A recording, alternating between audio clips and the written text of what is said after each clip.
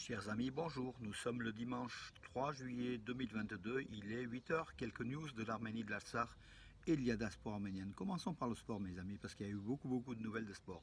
Tout d'abord en basket. L'Arménie s'est qualifiée à Malte, s'est qualifiée pour la finale des compétitions européennes des petits pays tout simplement. L'Arménie a battu donc hier l'Andorre sur le score de 93 à 66. L'Arménie avait gagné contre Gibraltar, également contre Saint-Marin, donc troisième victoire en trois rencontres. Et l'Arménie est en finale aujourd'hui. Elle affrontera Malte donc cet après-midi. Et puis espérons que l'Arménie gagne avec effectivement des joueurs comme Jones. L'Arménie a vraiment une très forte équipe.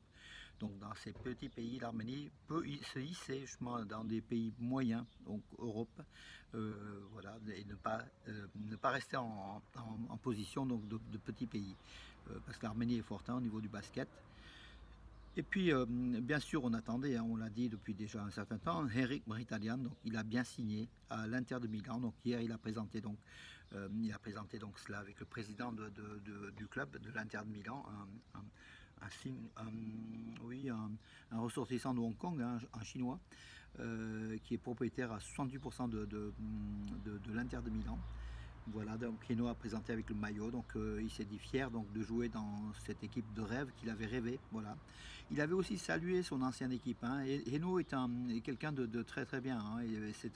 C'est un comment dirais-je, c'est un gars qui est dans le sentiment. C'est un sentimental. Il a attaché une importance très grande à Rome, la ville éternelle, ainsi qu'à son club. Il a salué donc Mourinho, José Mourinho, et puis le club lui a donné aussi le titre de Conference League. Ils ont gagné donc.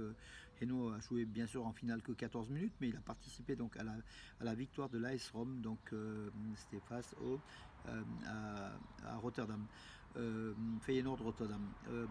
Voilà, donc mais Reno est installé aujourd'hui à l'Inter de Milan et l'international arménien, l'ex-international arménien, va finir sa carrière. Il a signé pour 2 ans à l'AS Rome et il est content. Il dit qu'il est content. Il a raison d'être content. C'est un club rêvé.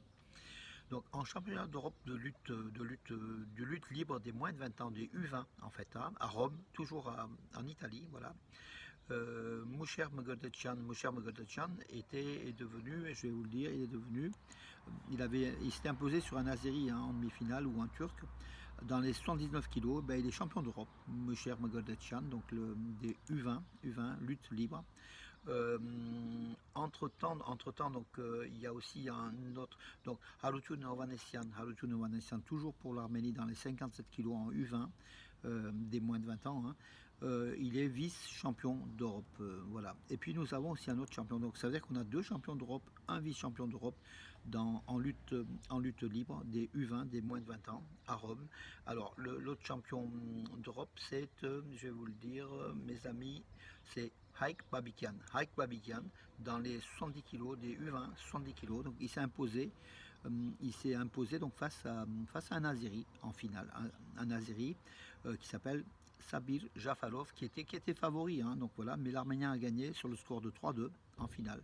Et il a eu la médaille d'or. Par contre, le problème, c'est que lors de l'Azérie l'avait mauvaise, comme on peut dire, de façon populaire, lors du podium et de l'hymne national arménien. L'Azérie, qui n'avait que la médaille d'argent, n'a pas pu s'empêcher de partir du podium pendant que l'hymne national arménien était joué. Bien sûr, ça fait plaisir à Aliyev. Il aura une médaille d'or de la part d'Aliyev, le dictateur, vraiment enfin, le raciste, anti-arménien, tout ce qu'on peut dire, tous les défauts donc, de la planète, ce dictateur. Donc c'est Jafalov, il est parti du podium lors de la remise de prix. Et bien sûr, la Fédération arménienne de lutte a protesté auprès de la Fédération internationale et l'Azérie a été disqualifié. On lui a enlevé sa médaille et puis il est parti. Il a été prié de partir de la salle tout simplement. Un mauvais perdant comme ça, un anti-sportif comme ça, pendant un hymne national qui puisse se permettre d'humilier à sa façon. Il n'humiliera jamais les Arméniens puisque le drapeau de l'Arménie était au plus haut. Voilà, il est parti. La cérémonie de remise de médailles et puis de commandage parce qu'en fait, ça sera le 4e qui sera 3e et le 3e qui sera 2e.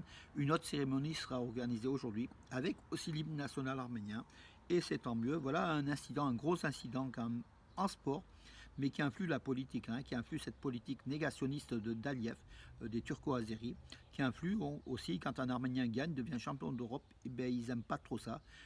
Pourtant, les Arméniens sont plus forts que les Azéris, hein, je peux vous le dire, hein, en lutte gréco-romaine ou en lutte libre. Voilà, nous avons eu quand même pas mal de champions.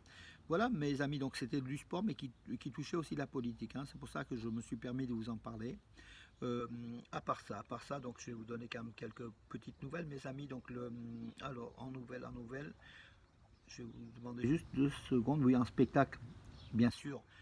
50 Cent, le rappeur américain, hein, donc archi connu, était à Yerevan, donc c'était vendredi soir. Vendredi soir, il a donné un spectacle face à des milliers de spectateurs. Très, très, comme les Arméniens d'Arménie connaissent, hein, très bien ce rappeur donc américain 50 Cent, qui est connu mondialement, mais il a beaucoup de fans en Arménie, voilà. Et puis il a eu des mots envers l'Arménie, l'Arménie, je vous aime, enfin, nous t'aimons l'Arménie. Puis il a posté des photos donc du centre d'Erevan pendant qu'il se trouvait de 50M. C'était au stade Rastan, hein, donc l'ancien stade mythique d'Ararat Yerevan, qui était transformé en scène de spectacle. Voilà, un beau spectacle en tout cas.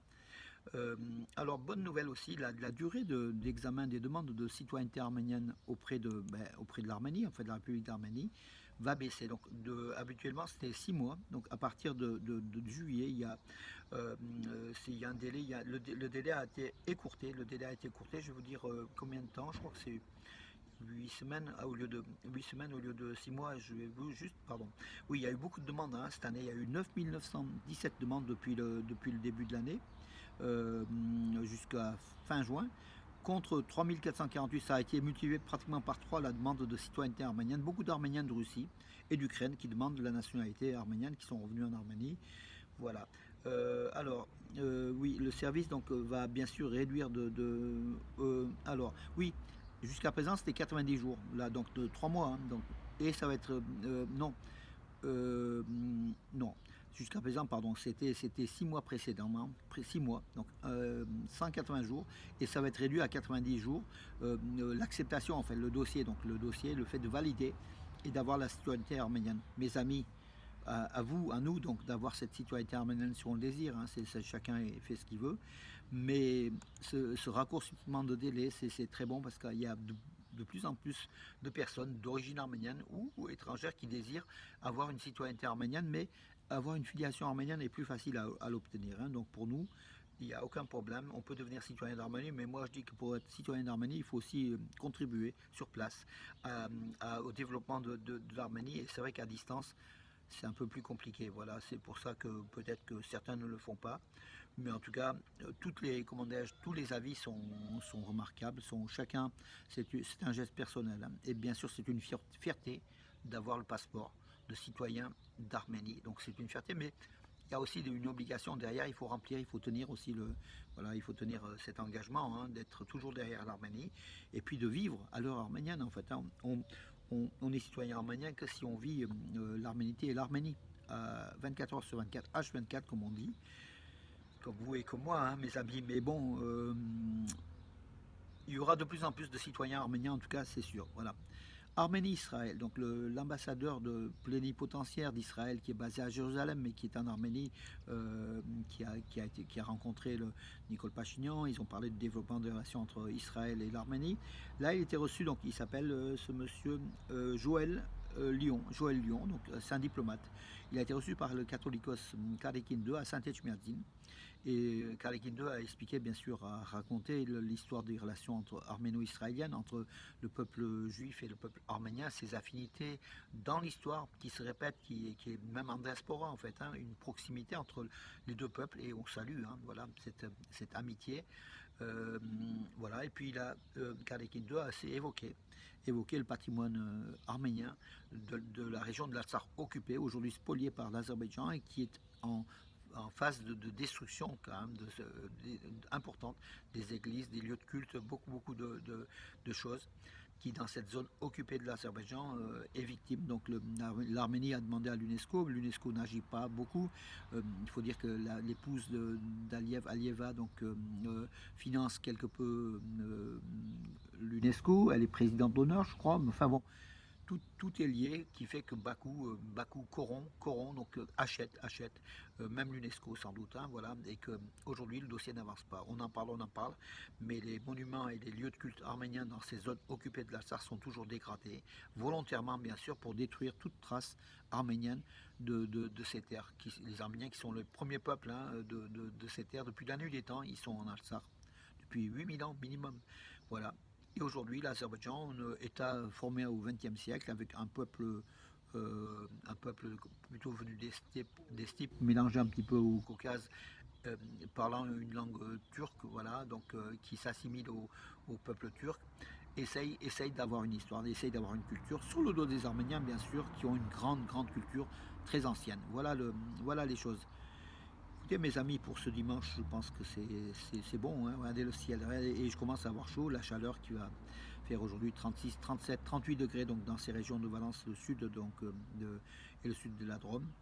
Mes amis, ben voilà, écoutez, aujourd'hui, on regardera la finale du basket des petits pays, mais que l'Arménie va s'hisser sans doute dans le rang des pays moyens d'Europe, donc il y aura donc, c'est très important, comme au football, hein, donc elle s'est hissée. Voilà, mes amis, donc pour aujourd'hui.